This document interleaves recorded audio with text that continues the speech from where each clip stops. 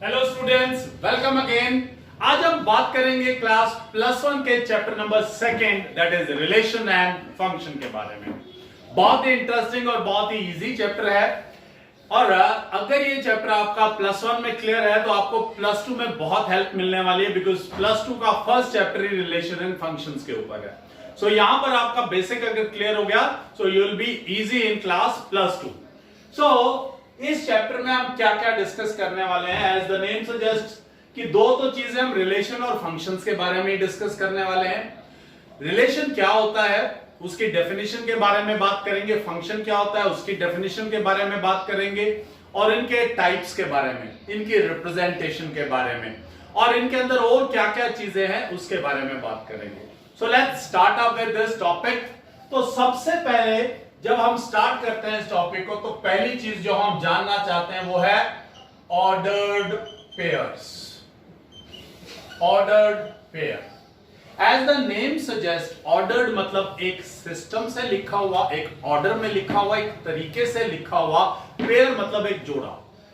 कैसे लिखा जाता है, किन्हीं भी दो नंबर्स को अगर मैंने इस राउंड ब्रैकेट में लिखा है तो this is called ordered pair.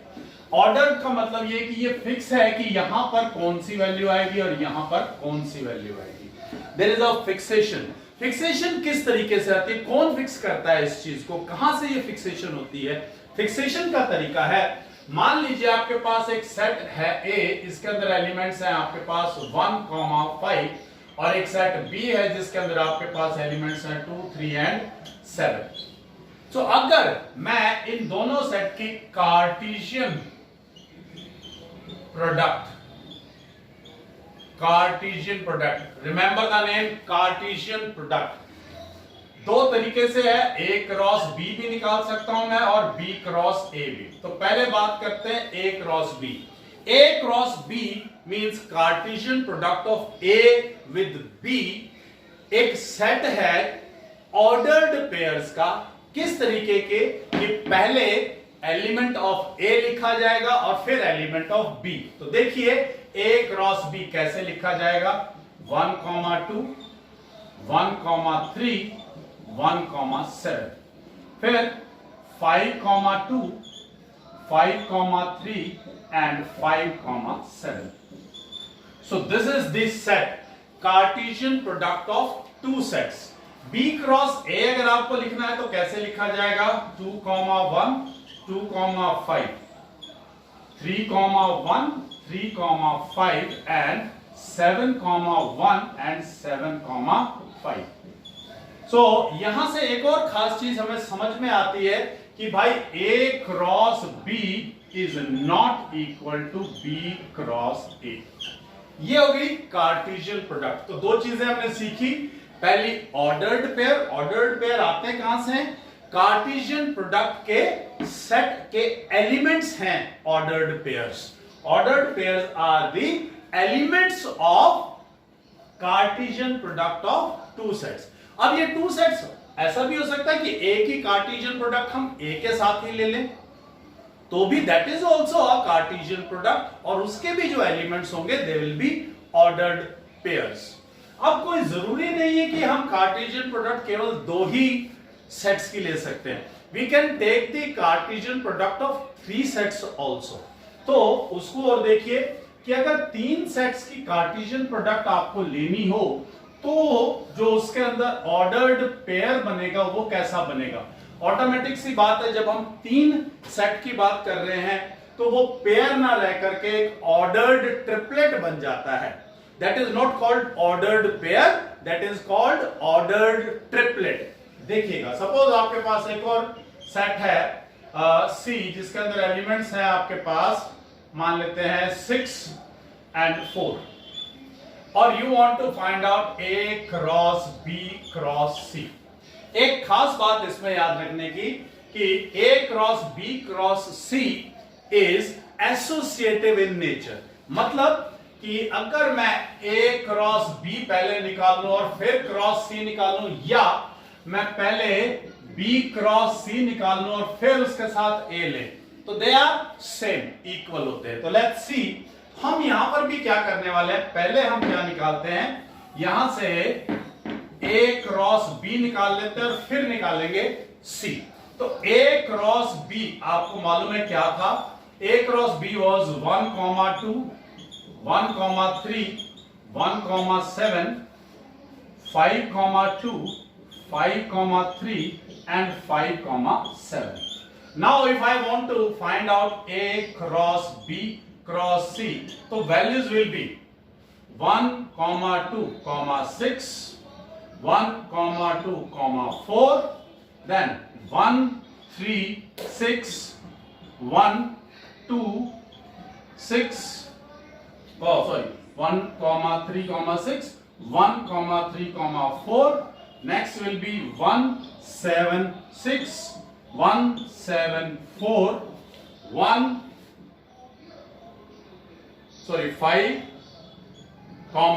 2, 6, 5, 2, 3, 5, 2, 4, 5, 3, 6, 5, 3, 4, 5, 7, 6, 5, 7, 4, and this is called ordered triplet। तो यानी आप कितने भी सेट्स का ऑर्डर्ड सिस्टम निकाल सकते हैं। It can be ordered triplet, it can be ordered in 4 elements in ordered way, 5 elements in ordered way, so it depends on that. आपके सिलेबस से जो रिलेट करते हैं टू दी मैक्सिमम हम 3 सेट्स की ही कार्टेशियन प्रोडक्ट फाइंड आउट करते हैं। सो 2 concept हमने सीख लिए हैं, ऑर्डर्ड पेयर, कार्टेशियन प्रोडक्ट, और एक और अभी सीखा आपने क्या, दैट इज ऑर्डर्ड ट्रिपलेट। अब बात करते हैं पहला टॉपिक, दैट इज रिलेशंस। अब ये रिलेशन क्या है? रिलेशन भी एक अपने आप में सेट है, और वो जो सेट है it is the subset of the Cartesian product of 2 sets. मतलब क्या है इस बात का? मान लीजिए आपके पास सेट A है 1,2, सेट B है 3,4, तो A क्रॉस B हमें मालूम है क्या वैल्यूज आएंगी, इट विल बी 1,3, 1,4, 2,3 एंड 2,4। तो कोई भी R जो भी A क्रॉस B का सबसेट होगा वो क्या कहलाएगा? एक रिलेशन कहलाएगा। Relation from A to B, और इस तरीके से भी लिख सकते हैं A R B, यानी R is a relation from A to B।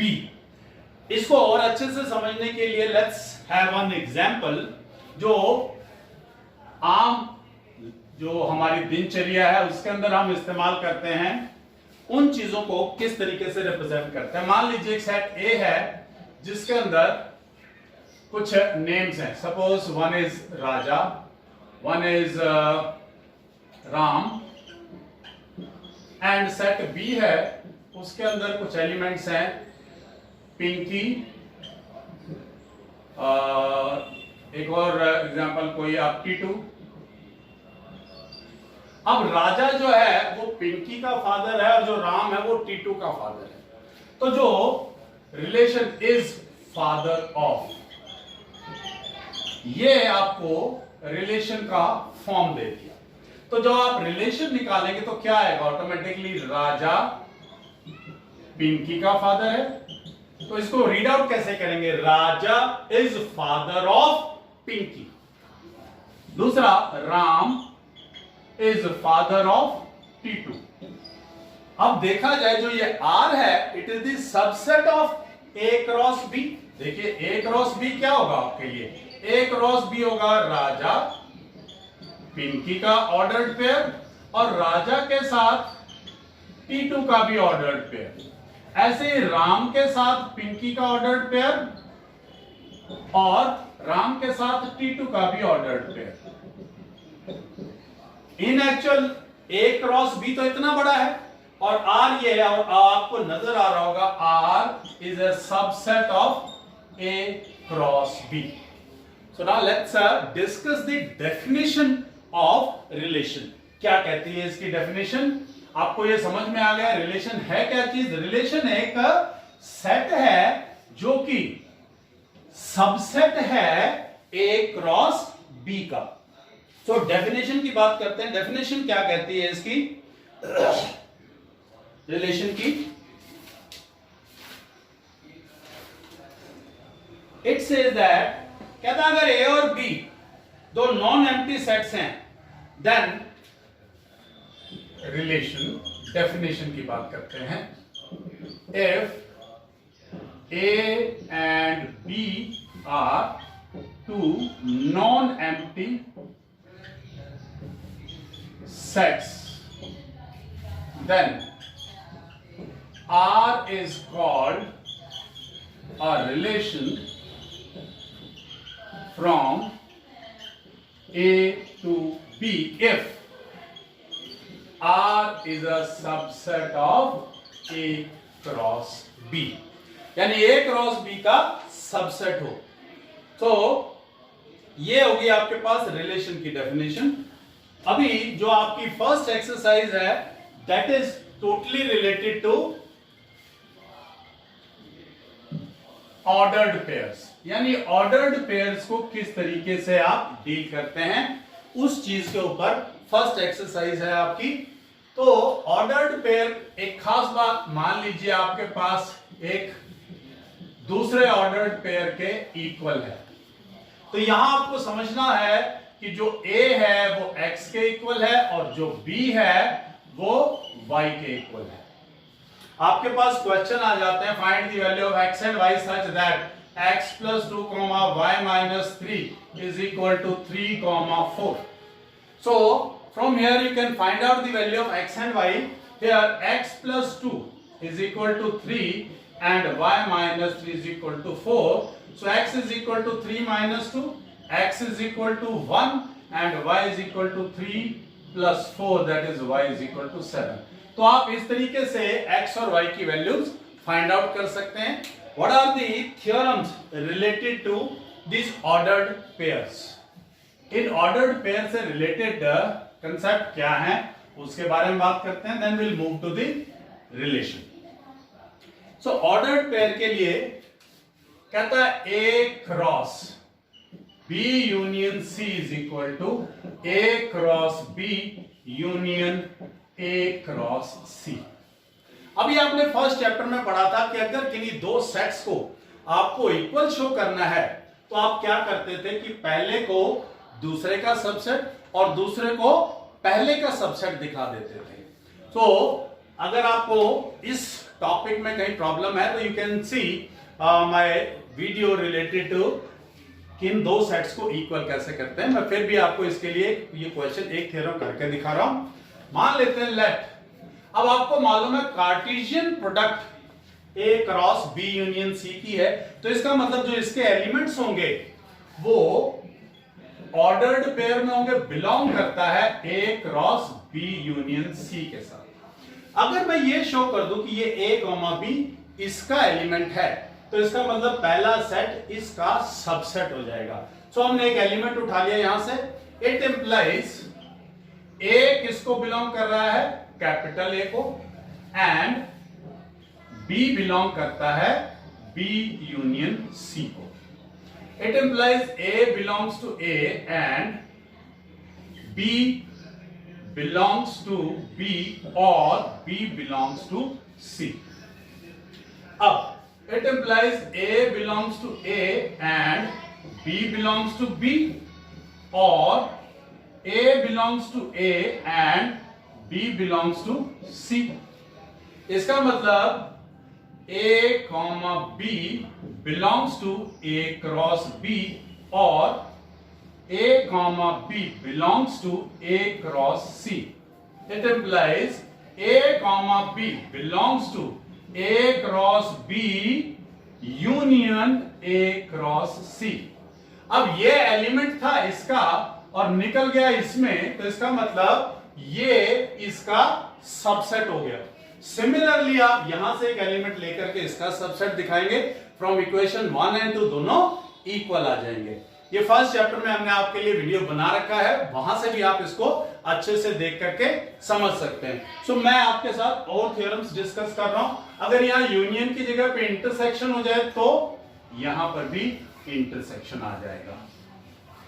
इसके अलावा A cross B minus C, अगर A को क्रॉस ले B माइनस C के साथ तो ये इक्वल आ जाता है A cross B minus A cross C के। ऐसे ही अगर आप A cross B intersection C cross D लें तो वैसे इनकी कोई ज्यादा आवश्यकता नहीं है। जिस वक्त आप इन क्वेश्चंस को करेंगे आप बहुत आराम से इनको समझ पाएंगे। आपको जो ऑर्डर्ड पेयर में समझने वाली बात थी कि इक्वालिटी किस तरीके से करते हैं ऑर्डर्ड पेयर में, that is the most important thing. अगर बाई चांस कहीं पर भी A क्रॉस B इक्वल आ जाए B क्रॉस A के, तो इसका मतलब है implies on both sides A is equal to B। ऐसा तभी हो सकता है जब A और B दोनों इक्वल हो, अदरवाइज ऐसा कभी भी पॉसिबल नहीं है। सो आज के लिए हम इतना ही करते हैं। कल हम डिस्कस करेंगे नेक्स्ट रिलेशन और फंक्शन के बारे में। अगर कोई भी क्वेरी है आपकी तो please write in the comment box, I will try to solve that. Thank you.